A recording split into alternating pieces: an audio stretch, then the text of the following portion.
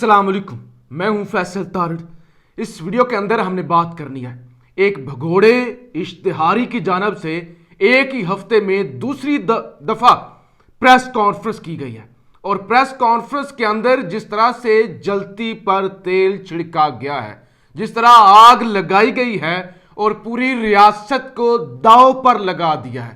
खास तौर पे इतनी शर्मनाक आज बात की है नवाज शरीफ साहब ने कि वो लोग जो नवाज शरीफ को नेल्सन मंडेला, ची गवेरा या कुछ भी समझ रहे थे, या अगर थोड़ी बहुत उनकी सियासी जद्दोजहद थी, मुजाहमत थी भी, आज नवाज शरीफ ने उस सारी मुजाहमत पर तेल छिड़क दिया है, पानी डाल दिया है और इतनी घटिया और गलीज गुफ्तगू की है कि जिसका कोई हिसाब, जिसका कोई आप कोई एग्जाम्पल नहीं दे सकते।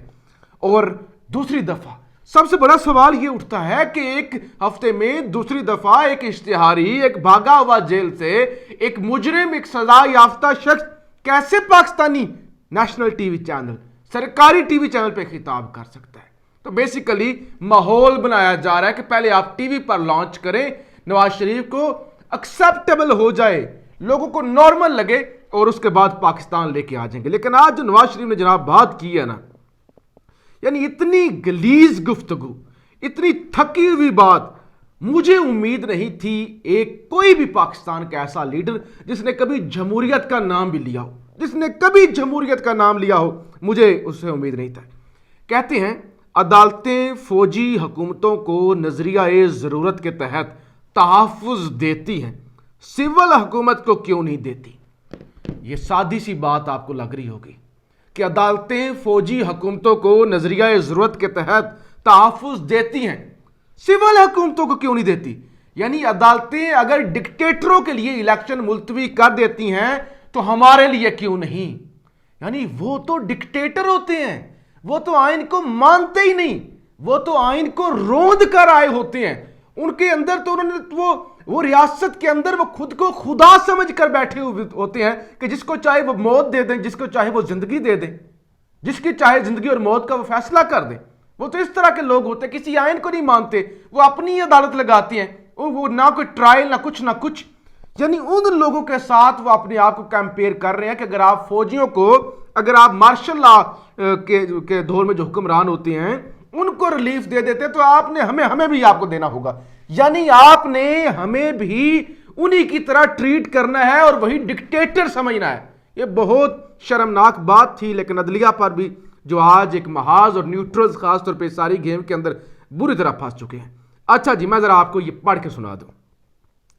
उन्होंने कहा कि जस्टिस उमर अता बंदयाल समेत 3 जजेस के खिलाफ सुप्रीम जुडिशल काउंसिल में रेफरेंस दायर करना चाहिए। जुर्म क्या है, आइन के मुताबिक फैसला क्यों दे दिया है। यह फैसला क्यों दे दिया है कि इलेक्शन तो होंगे और मुंशीगिरी नहीं चलेगी। अच्छा जी, नवाज शरीफ का कहना था कि हम जैसे वजीर आजम को धक्का दिया जाता है और डिक्टेटर को गले लगाया जाता है। मुझे गॉड फादर और सेसिलियन माफिया कहा गया। दोरे मेयार समझ में नहीं आ रहे। पाकिस्तान के अंदर हुकूमतें अब किस तरह चला करेंगी। अच्छा, जैसा पाकिस्तान में हो रहा है, क्या जनूबी एशिया या दुनिया के दीगर ममालिक में ऐसा होता है। उन्होंने कहा हम 70 साल से यही देख रहे हैं। 1953 से नजरिया जरूरत के तहत फैसले आ रहे हैं। 70 सालों से यही तमाशा बार बार देख रहे हैं। मुंतखब हुकूमत को निकाल दिया जाता है। उनका कहना था कि नजरिया जरूरत सिर्फ डिक्टेटर के लिए होता है। बार बार मुंतखब वज़राए आज़म को चलता किया जाता है। 3 जजेस का बेंच 4 जजेस के फैसले को नहीं मान रहा। यह फैसला नहीं, वन मैन शो है।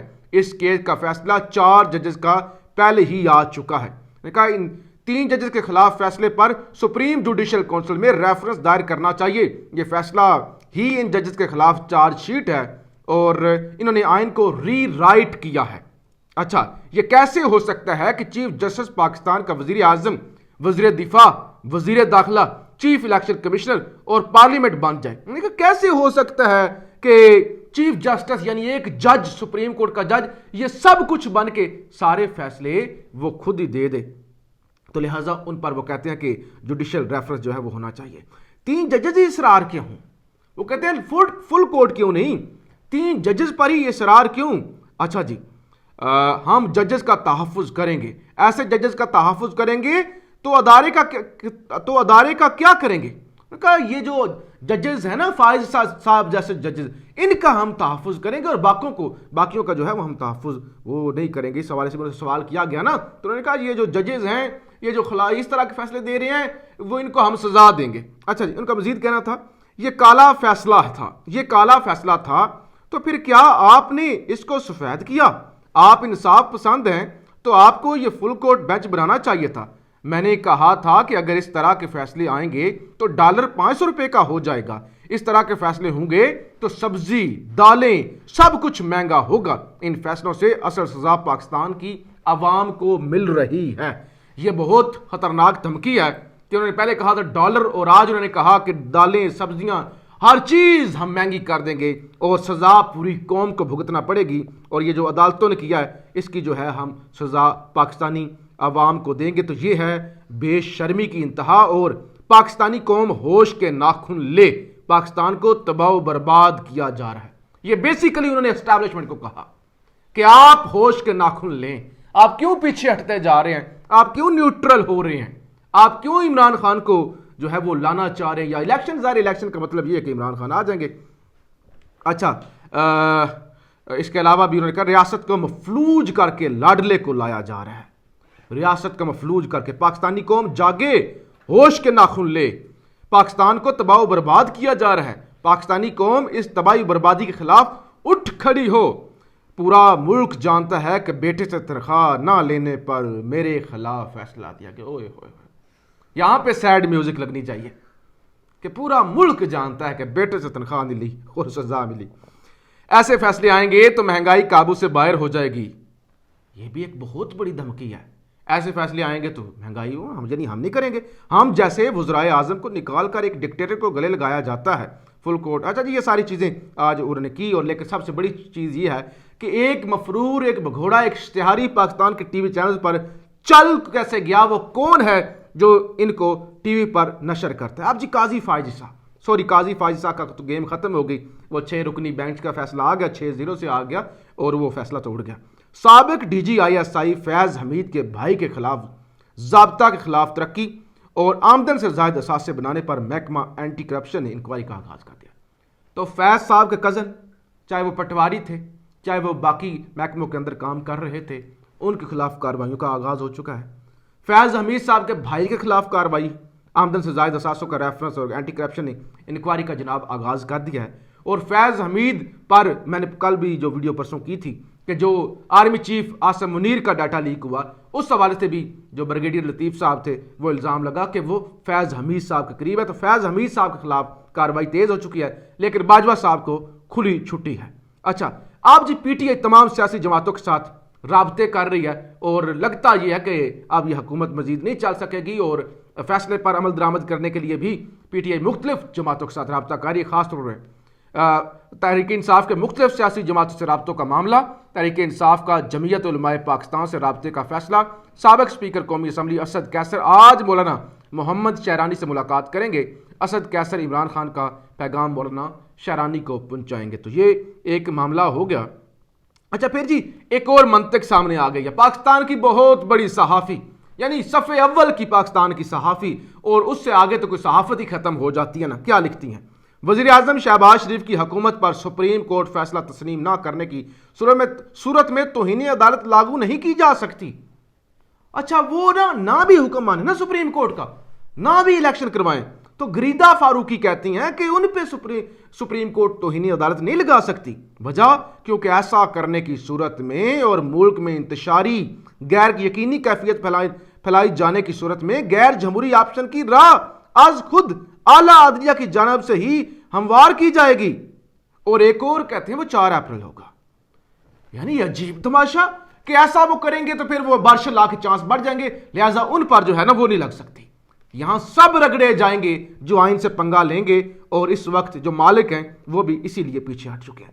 ایک اور جی بڑی شرمناک چیز ہے، بہت ہی شرمناک چیز ہے، جس پر بات تو نہیں کرنی چاہیے، لیکن صورتحال جب اس نہج پہ پہنچ جائے، مولانا فضل الرحمان یعنی اندازہ کریں کہ عمران خان جن کا ٹرائل 1 سال سے ہو رہا ہے، کوئی کرپشن نہیں مل رہی، عدالتوں کے اندر 150 کے اوپر مقدمات ہیں، قاتلانہ حملہ ہو چکا ہے، دوسرا قاتلانہ حملہ جو جال بچھایا گیا تھا وہ ناکام ہو چکا ہے، اس سب کے بعد پشاور ہائی کورٹ کے اندر کیا کیس دائر کیا گیا ہے؟ پشاور ہائی کورٹ کے اندر یہ کیس جناب دائر کیا گیا فضل الرحمان کی جانب سے کہ سابق وزیر اعظم عمران خان کی بشرا بی بی کے ساتھ دوران عدت شادی کرنے پر آئین کے آرٹیکل 62-63 کے تحت ان کو نائل کرنے کے لیے درخواست وہ جمع کرائی گئی ہے، یعنی ان کو نائل کیا جائے۔ فضل الرحمان کی جانب سے اتنی غلاظت، اس حد تک جب آپ گر جائیں، اس طرح آپ پاگل ہو جائیں تو آپ کے بارے میں تو گفتگو کرتے ہوئے بھی گھن آتی ہے، شرم آتی ہے آپ کا نام لیتے ہوئے بھی کہ یہی آپ کو ملا۔ اور بشرا بی بی کے حوالے سے بھی آگے انہوں نے کہا کہ عدت کے 7 مہینے بعد، یعنی میرا جو خاور مانکا سے طلاق ہوئی اور اس کے 7 مہینوں کے بعد عمران خان سے میرا نکاح ہوا، 7 مہینوں کے بعد نکاح ہوا میرا، لیکن ہم نے اسے انہوں نے گفتگو کی، انٹرویو دیا۔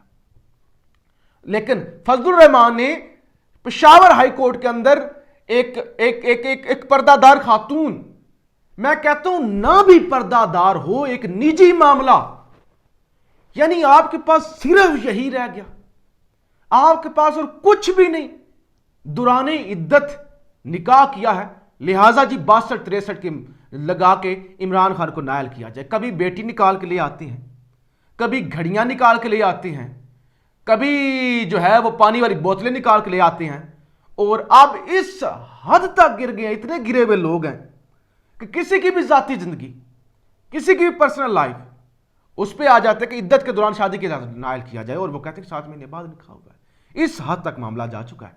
اور کبھی کہتے ہیں مارشل لا لگ جائے گا، یعنی آج رانا ثناء اللہ نے کیا بے شرمی کی، رانا ثناء اللہ نے کہا آئین کے اندر ایمرجنسی کا آپشن ہے، آئین کے مطابق ایمرجنسی مارشل لا، اس کے تو وہ کہتے ہیں وہ آئین سے انہوں نے نکال کے دے دیا ایمرجنسی کا، وہ کہتے ہیں لگا سکتے ہیں، کوئی نہیں، آئین کے اندر شک ہے، ہم لگائیں گے۔ بھٹو کا نواسا کہہ رہا ہے مارشل لا لگا دیں گے، مارشل لا لگ جائے گا، ایمرجنسی لگ جائے گی۔ اس حد تک جب کوئی بے شرم ہو جائیں، اور ادھر یہ مفرور جس سے پریس کانفرنس کروائی گئی وہ کہہ رہا ہے کہ ریاست جو ہے وہ داؤ پر لگی ہوئی ہے، ہر چیز مہنگی ہو جائے گی، ڈوب جائے گی، اور مجھے تو سیسیلین مافیا کہا گیا، مجھے تو یہ کہا گیا، تو لہٰذا اسٹیبلشمنٹ جو ہے وہ نیوٹرل جو ہے وہ عمران خان کو بھی سزا دے، مطلب ایک بے قصور بندے کو دھکے سے سزا دیں، کیونکہ میرے ساتھ یہ ہوا ہے نا، اس کو بھی دیں، پلڑے برابر کریں۔ پلڑے یعنی یہ برابر ہوں گے کہ ایک بے قصور شخص کو رگڑ کر آپ پلڑے برابر کریں۔ اور وہ مشرف کو تو 3 سال دے دیے تھے، ایک ڈکٹیٹر کو ہمیں بھی نظریہ ضرورت کے تحت ہمارے لیے بھی فیصلے دے، ہمارے لیے میرٹ پر فیصلے کیوں دے رہے ہیں؟ یعنی یہ تو ڈیمانڈز ہو رہی ہیں، یہ بے شرمی ہو رہی ہے اس ملک کے اندر، اس پر مزید کیا بات کی جائے؟ یعنی اتنے غلیظ اور گندے لوگ، اور خود کو سیاستدان کہتے ہیں، اور مطالبات ڈکٹیٹروں والے کرتے ہیں۔ عجیب لوگ ہیں جی۔ پاکستان زندہ باد۔